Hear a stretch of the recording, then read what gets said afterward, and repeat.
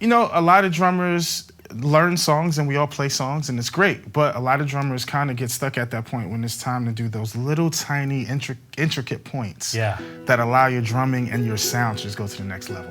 That's what I think not enough drummers talk about. Let's talk about that. You know what I mean? How to make it sound just right. Simple things, the little tiny polish, you know what I'm saying? Because you learn the song and then you go back and you get those little intricate points and you're like, I hope it takes me somewhere, and then you find out it took me somewhere. No kidding. And once you do that, you start to incorporate it into every single thing you do because it's necessary, right?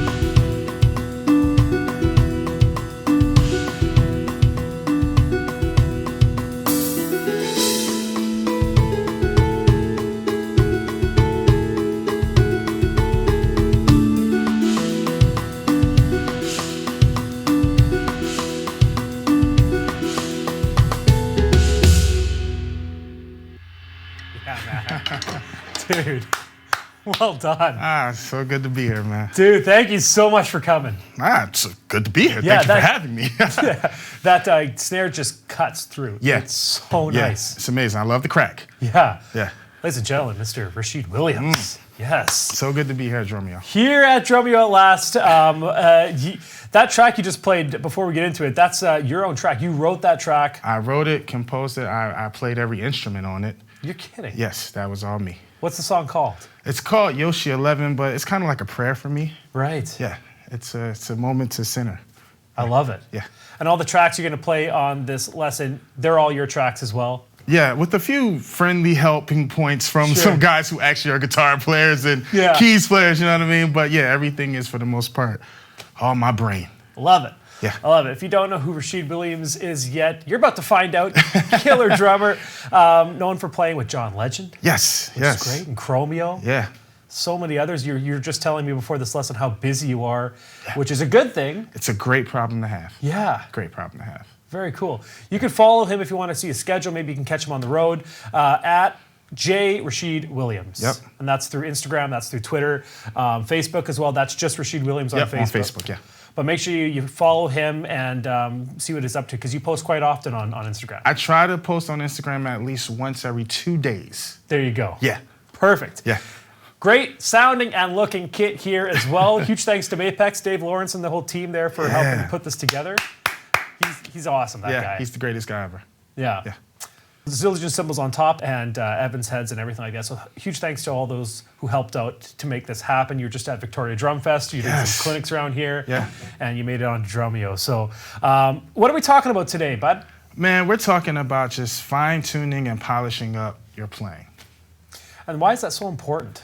You know, a lot of drummers learn songs and we all play songs and it's great, but a lot of drummers kind of get stuck at that point when it's time to do those little tiny intricate points that allow your drumming and your sound to just go to the next level. Right. So that's what I think not enough drummers talk about. Let's talk about that. You know what I mean? How to make it sound just right. And I think you're the perfect guy for it too, because everything you play just sounds so smooth. No, I appreciate it, man. You know, it's a few things that I've learned to pay attention to more than others. And those things are things that kind of just make the playing cleaner, makes it more crisp. You hear a lot more of the nuances that I'm trying to throw in. Yeah. And you know, I just like clean things, man. Yeah. Very cool. Let's get into the lesson, but before we do, let's play another track. This one's called Rock Out. Yeah, Rock Out is, I've had probably the most help of any of the songs I've done on this particular track. And man, it's one of my favorites, man. There's a cool shuffle at the end that's like, it's a great conversation, you know, between different parts of the drums and some great techniques and skills being used. Awesome. Yeah. And the cool thing about this song, too, is a lot of the points, you're going to talk about 4 main points here, and a lot of these points are going to be taken or related to the song we're about to play. Most definitely, because this is a song that I had to polish. Yeah. I had to kind of dig into some parts and say, okay, if I want this to go to the next level, like it can sound good. Yeah. But if I want it to go to the next level, here's a few things that I need to kind of pay attention to so that it just sounds way cleaner. It has a little more special that touch on it, you know, that seasoning. Yeah. Or as they say, the sauce. Yeah, the sauce. The sauce. It's always that 10% that makes the biggest difference too, exactly, right? Exactly. So this is one that I've really had to focus on that 10%. Awesome. Yeah. Let's do it. Let's do it. Let's play.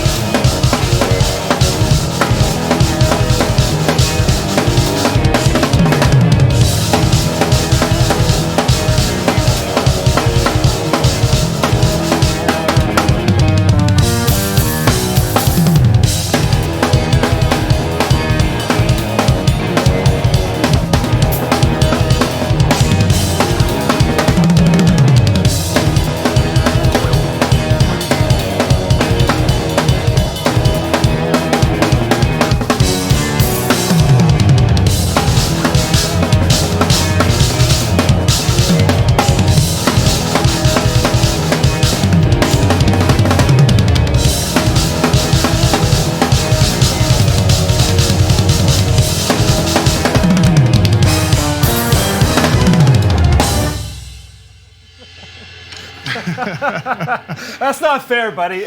Nah, man, look, it's so much simpler than it sounds. Yeah, dude, I have seen a lot of drummers play drums. I've sat in this chair a lot of times. I'm always impressed, but you can't tell me it's as easy as it's not as hard as it sounds. Sorry. I mean, I'm gonna tell you, it's much easier than it sounds. Okay, all right. Well, So, how do you do it then? Let's dig in. Okay. Okay, so the idea with this track was I wanted it to be clean. Yeah. And when I first played it, I was like, cool, that's what's up, but it can be better. Yeah. So I dug into polishing up and fine-tuning the smallest parts. Okay. The first problem I ran into was my left hand. Right. So, of course, the first solution was strengthen your left hand. Yeah. It was, okay, if your left hand can do more and you're trying to figure out that backbeat feel, strengthen your left hand. And it's funny, man, because I never really paid enough attention to the technique I was doing until I figured out that if you really want to sound clean, you have to have a strong left hand. Yeah. That backbeat on those ghost notes are so important and they add so much. I mean, the verses of this could be as simple as, but it sounds so much better when you go,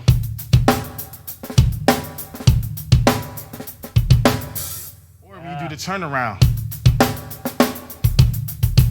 Like, that's all left hand control and strength. Right. So it all came down to the technique I was doing. For me, the finger technique is the best. Yeah. Using my fingers to control the stick from the inside.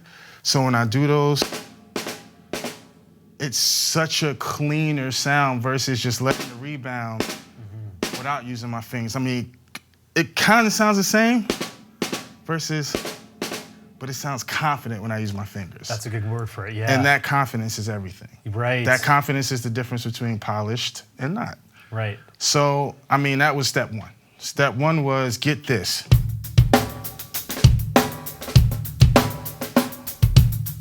And even on the, it's just an open and a close. You know what I'm saying? That's all it is, but it's all in the left hand.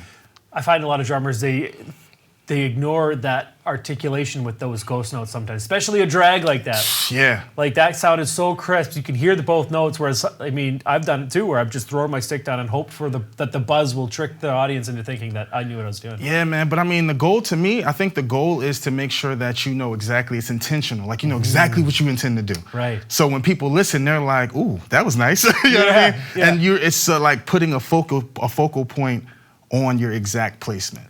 So it's almost like don't play to the speed of your right hand, play to the speed of your left. Yeah, no. Your left hand has to become a mind of its own. Yeah. That you can still do the stuff with your right hand and they can still work together. But when it's time for your left hand to shine, it has to be tuned up, has to be ready, has to be clean. So how did you tune up your left hand? It was the practice technique. Yeah. It was whether, I mean, of course, we do the rudiments, right? Now, when I do these now, I only use the left hand technique with my left hand. Okay. So my right hand, I'm not using fingers as much. So I'm sure there's a camera in here. Yeah, we got that. I'm sure there's a camera to catch that. Like, my hand always opens up. It's almost like I can't not open my fingers up. When I land on the drum and when I pull it back up, it's all fingers. So it's a different technique than your right hand. Why is that? Why do you do that? I think it just came down to because when I focused on my left hand, it was like, this is what makes this sound more clean. And sometimes those ghost notes aren't as hard played. Yeah. So when I'm playing certain things with my right hand, I want that to be stronger. Yeah. So I'm using more wrists, okay, action gotcha. versus just still keeping that backbeat going. My fingertips kind of keeps that light in between the heavy notes. You know what I mean? Yeah. So that was step one. It was figuring that out. Okay. And then at that point, it was just practicing the groove. Like, not necessarily the rudiment anymore. Yeah. It was picking a groove. So you could go,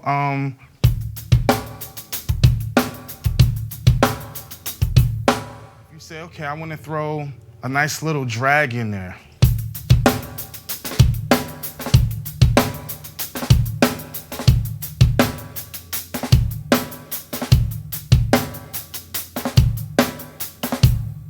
And that turns into you just becoming, it becomes more natural, more normal, and just become this super clean drummer.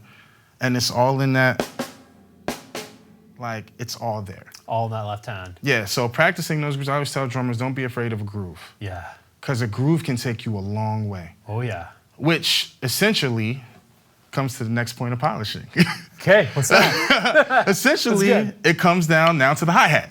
Okay. Because now you got this cool left hand going. You got the open and close. You got the fingertips popping. Everything is cool. Yeah. And then it's like, okay, so how do I add some more polish to the car, you know? Yeah. And it becomes paying attention to your hi-hat dynamics. You know, like, and not just dynamics, but opening and closing. We'll get to the open and close part. But the hi-hat, knowing what hit needs to be where, and even down to knowing when to calm down your right hand on the hi-hat so that those ghost notes and drag shine a little more. Interesting. Yeah. Okay. Break that down for us. Yeah. So use the same exact beat, right?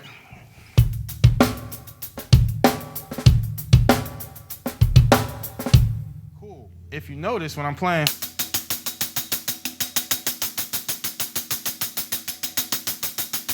and it's almost natural because the left hand's moving. So it could just be hard. It could be super soft. Or you could just polish it and add the dynamic in there. When you know the drag is gonna be, kind of ease up a little bit, so.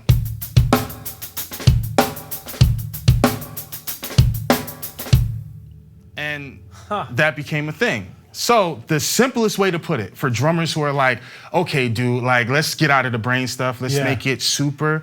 It's like as simple as using the barrel of a stick versus the tip of a stick. Yeah. You know what I'm saying? Yeah, like that's like the easiest way to put it. Like explain like I'm 5, right? Exactly. So if you know.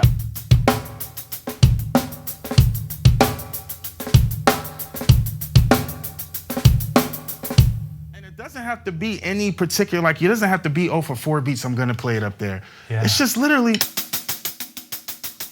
like it just adds this most subtle little feel thing in there. I bet you 90% of the people watching this didn't even know you were doing that in the groove. It just felt so good. Rewind it. I bet you I'm doing it. Yeah, you gotta watch it. I bet you I'm doing it. Yeah. Well, you know, and those are the things that you don't see per se, but and you don't really sometimes hear. You just feel it. Yeah. And you go to a lot of these drummers like, man, that drummer just felt really good, and then that drummer felt stiff. You know, you don't really know why they're playing the same parts, but it's those little intricacies, that last little 10%. Yeah. And that's the thing I've learned too. Like when you hear a drummer, you say, he was great, but it was something about him.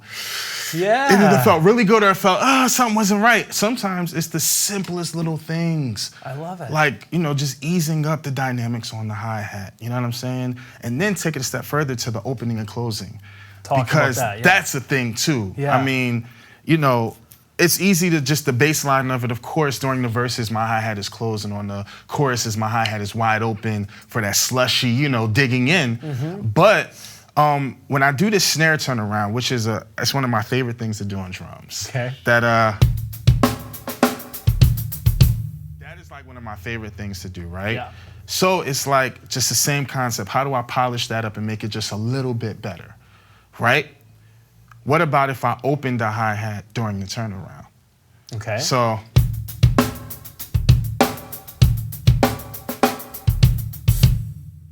Okay. And you talk about placement, that's what brings the snare back in.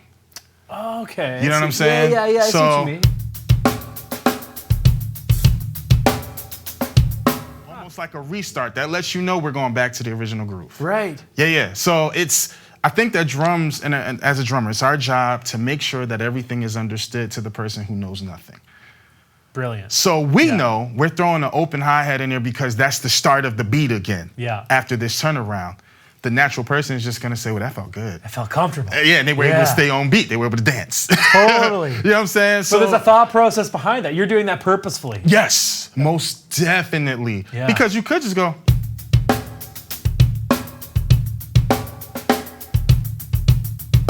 was nothing there to make it any different. Right. There was nothing there. Yeah. You know what I mean? And I believe in the simple things. You know what I'm saying? Just.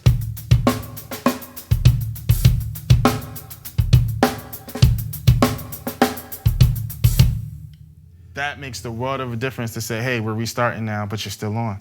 I love it. You know, that tip right there alone could be the difference between you getting a gig on an audition and the other guy getting the gig on the audition, you know? It's actually been how I've gotten gigs on auditions. Really? Yes. Hi-hat dynamics. Me and one of my really good musical director friends, man, we have a joke.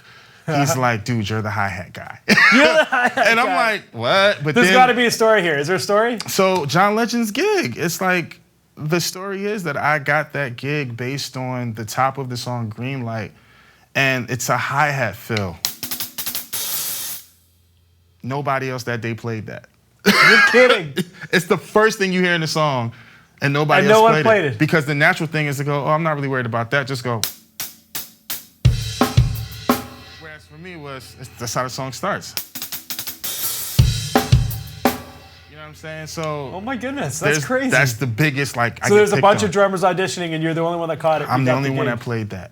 So there you go. So that tip alone got you the John Legend gig. That tip alone got me the John Legend gig. The polish. The simple things, the little tiny polish, you know what I'm saying? Yeah, Because you learn the song and then you go back and you get those little intricate points and you're like, I hope it takes me somewhere. And then you find out it took me somewhere. No kidding. And once you do that, you start to incorporate it into every single thing you do because it's necessary, right? You realize how important it is. Yeah, and that's the thing. Once you find out how important it is, just teaching yourself how to listen for those things and pay attention to your body movements when you play those things. Yeah. You sound crisp, you sound clean, you sound polished. Love it, man. So, okay, move on. On to the next step. Yeah. Next step, building the accuracy as I'm moving around my drum kit. Okay. Because, you know, being a guy from church, we play a lot. Like, we know how to move through a drum set, you know what I mean? So many skilled drummers. But the difference in a drummer that's a little bit sloppy when he's going around the drums versus a drummer that sounds really precise makes the world of a difference. Okay. So I like to use this in the sense of like the setups and all those things, like setting up a section. You know, if I'm playing the verse,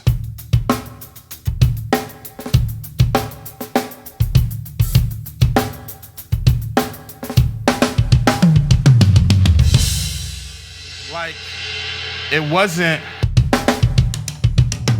like, it's a certain way you want to lay into this thing and make sure you're also leading off with the right hands too.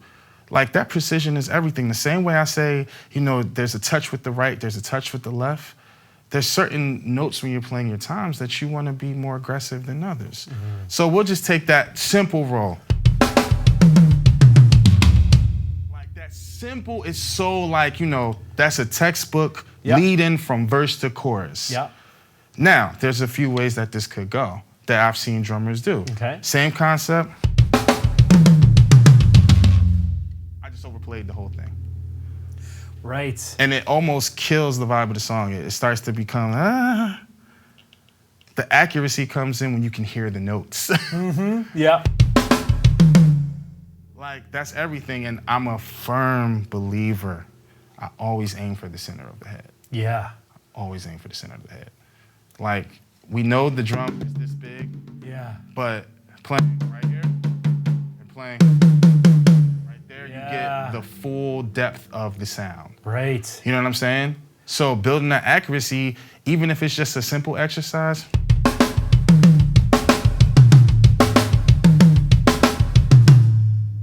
because essentially, if you take,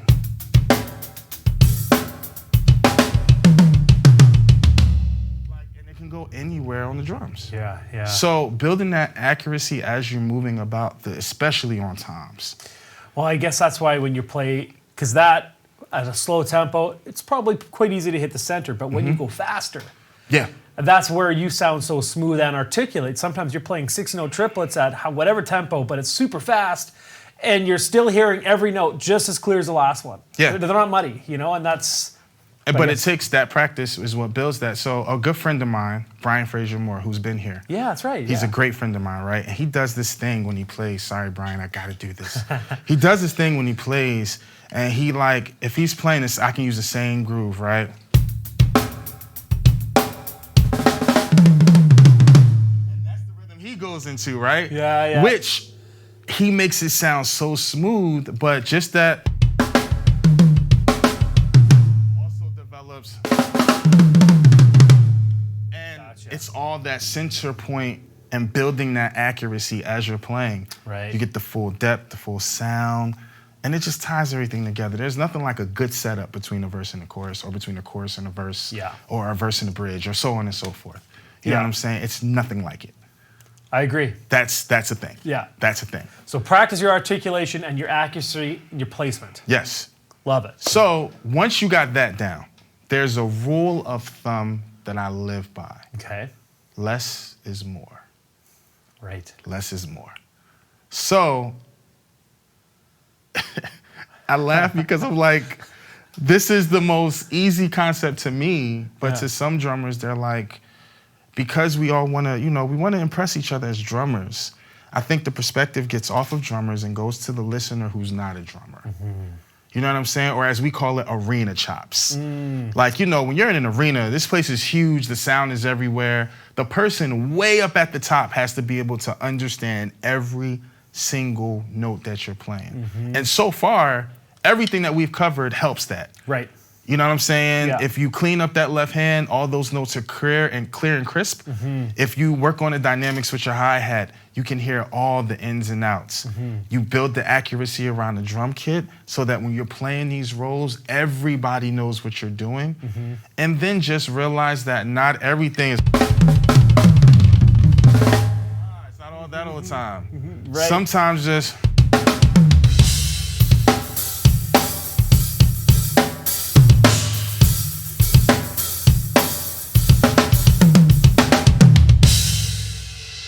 Sometimes it's the simplest little things that let somebody know something's coming. That's brilliant. You think about a drummer, when they think about polishing and their grooves up, most of the time they're like, I'm going to add some texture, or I'm going to add a little diddle here, or I'm going to add a fill here. It's adding.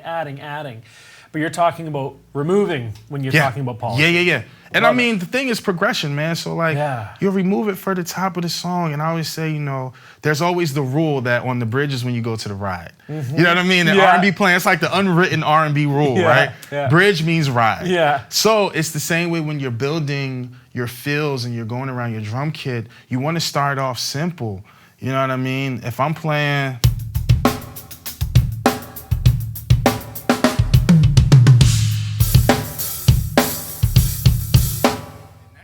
First time, it goes from verse to chorus. Right. The second time, it could be...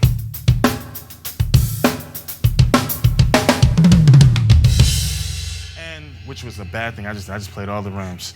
But that's the idea, which people make mistakes, people. Don't be deep. Don't be deep. Good.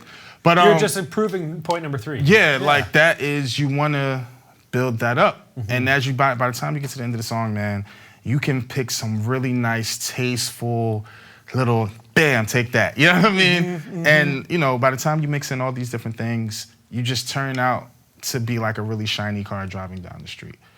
If I look at it, if you say, okay, go wash my car. I got a Tesla. I'm going to go wash it. All right. Cool. What happens if you don't clean the tires?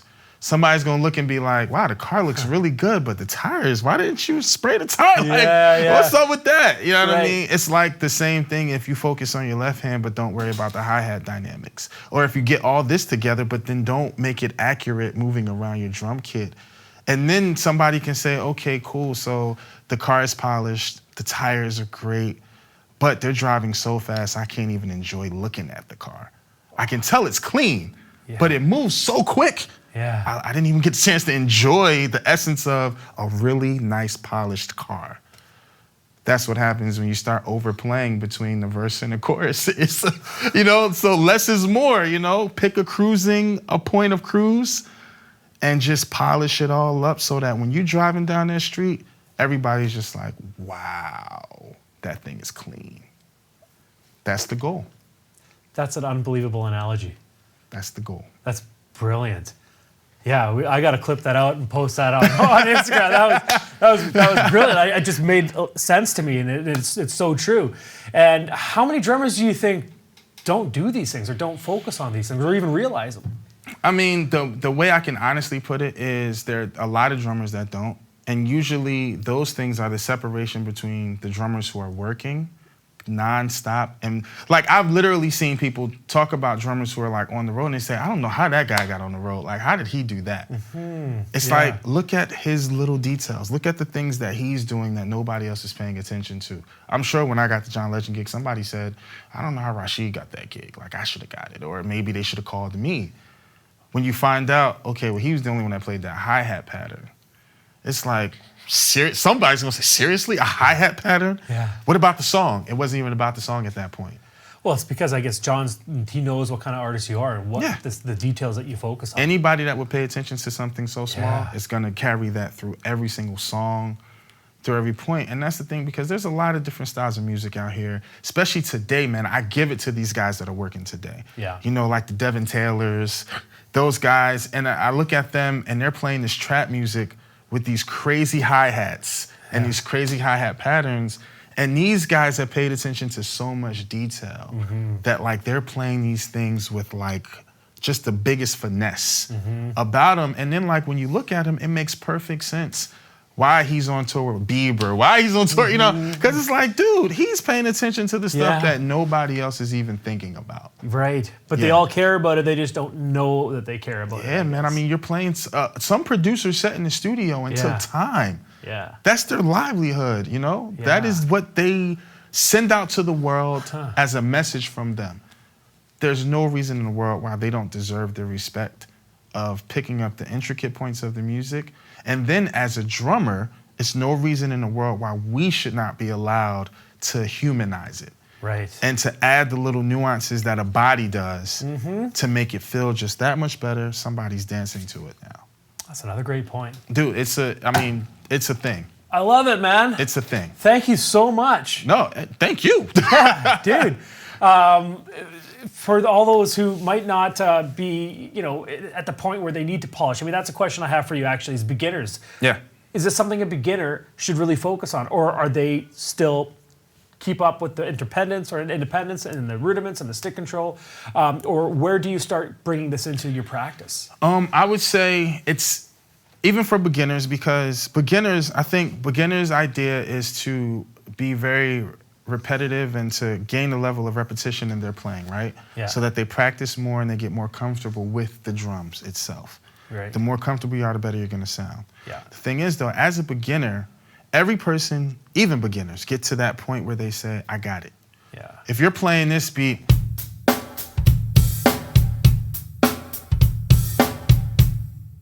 a beginner's gonna get to the point where they say, I got it.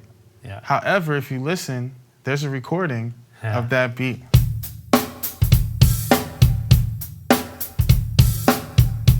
you dig in a little bit, you'll catch those extra hi-hat hits. Yep. You know what I'm saying? Yeah, So even a beginner, once you get the beat down, just take a second listen. Just go back and say, okay, let me listen.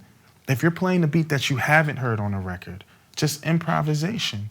If you say, okay, cool,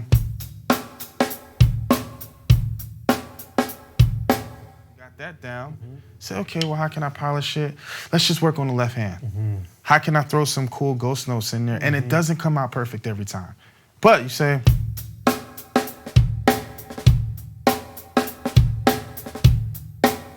and then you say, okay, cool. That's cool. That's cool. That's a start. Yeah. Yeah. So let me add some hi-hat dynamics now. Do I want to open and close it? Do I want to just get lighter and play with it? Drums is beautiful because it's infinite.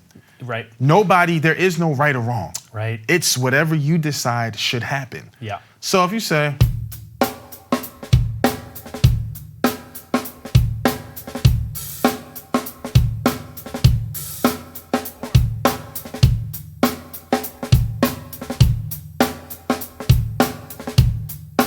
and then once you get to that point, you say, well, I like the placement of the open hi-hat. That sounded cool, but it needed something else. That's where you go to the kick drum. Yeah. Just let the kick drum do the work for you. Right. So you say this wasn't enough, but might be. So.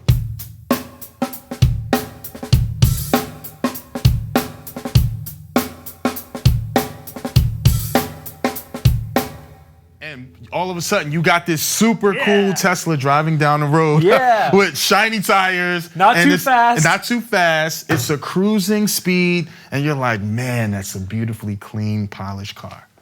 Absolutely. Well said, man. That is the idea. So it's beginners, veterans, because veterans still got to do it. Yeah. You know what I'm saying? Yeah, I mean, we talked about like Jonathan Moffett being here. When he plays, it's dope because, he plays those grooves. Oh, yeah. Like, he plays those grooves. Brian, which is one of my biggest influences, when Brian sits behind a kit, he plays those grooves, and his dynamics, you can hear every single thing. Yeah. He's not playing a Justin Timberlake song with a snare that doesn't match up to the snare in the record. Right. He's playing with the same backbeat, the same intensity, but that's because he studied. Added the polish. Any beginner could do it. Any veteran could do it. Yeah. Polish it up. Thank you so much, buddy. I know you were saying before you're scared of the cameras, but you There's are so many in here. Oh my goodness. So well spoken, and the way you articulated your thoughts was really helpful. I appreciate that, man. I just want people to and that's the thing. You guys at Drumeo, we talked earlier, and I was like, asking some questions, and it's really dope because you said the whole point was to give drummers an outlet, give them access to all these different techniques and things. Exactly. And I mean, to be here legit is like, okay, here's my chance to give my 2 cents in the drumming community to the drummers, because that's who we love, right? Yep. Sorry, guitar players and bass players and singers and all young people. We love drummers. Yeah. So, here's the opportunity, man. And, people hear these what they think is hard to play, and it's like, nah, man, because if you just focus on the left hand, that little backbeat shuffle thing will become so easy. Yeah. Because you'll be like, oh, that's just adding a little polish on the snare. There it is. And there it is. And there it is. And there it is. We're going to wrap it up. Yeah, I think I got some more music to play. We got some more music to play. If you guys like what Rashid has to say, there's a lot more in Drumeo. We're doing a couple courses with him, tons of performances. He did a really cool video right before this where I gave him a song that he'd never heard for the first time. Yeah, don't judge me. And I told him, I want to film your process of how you would drum to it, how you create your parts, and it turned out amazing. So all that's going to be in Drumeo. Go to drumeo.com/trial if you want to check it out. And I'm going to get out of here. Huge thanks again to Dave Lawrence and Mapex, Zildjian, yes. Evans, and absolutely. Hey, buddy, thank you so much. Thank you so much for having me, man. Yeah, anytime. The last song you're going to be playing is another one of your tracks. Yes. And it is called Speak to Me. It is. All right. Bye-bye. Let's do it.